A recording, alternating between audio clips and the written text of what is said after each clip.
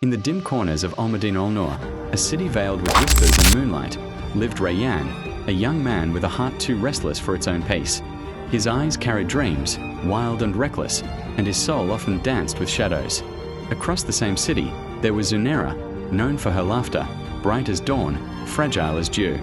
They met not under stars of destiny, but in the flicker of forbidden curiosity.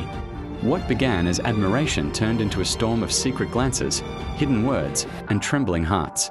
"It's just love," said Rayyan. "Just a moment of beauty," said Zunaira. But beauty without boundaries is a spark near dry leaves. Their meetings grew longer, and the distance shorter. Words once innocent began to tremble with unspoken meanings. Every glance became heavier, every silence louder.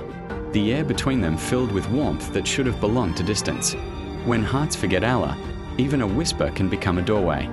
When desire grows unchecked, it blinds the eyes that once saw truth.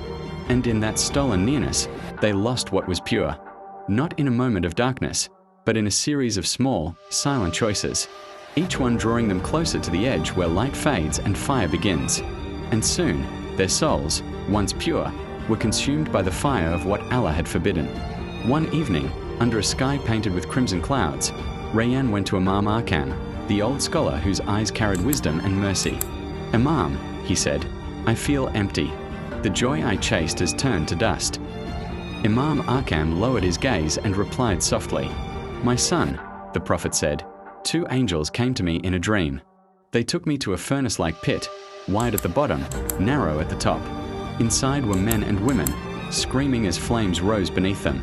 When the fire reached them, they cried in pain, and when it sank, they fell again. The angel said, 'These are the adulterers and adulteresses.'" The words struck Rayyan's heart like lightning. That night, sleep abandoned him. Every whisper of wind became a reminder of fire, every flicker of candlelight a memory of regret. Days turned to weeks, and Rayyan disappeared from gatherings. He prayed, he wept, and he begged for forgiveness. Zunaira too repented in solitude, writing one final message to him. "We sought warmth and found a furnace. We chased love and lost light. May Allah forgive our blindness." They turned their ruin into redemption, their guilt into guidance, and in that transformation began the story of mercy.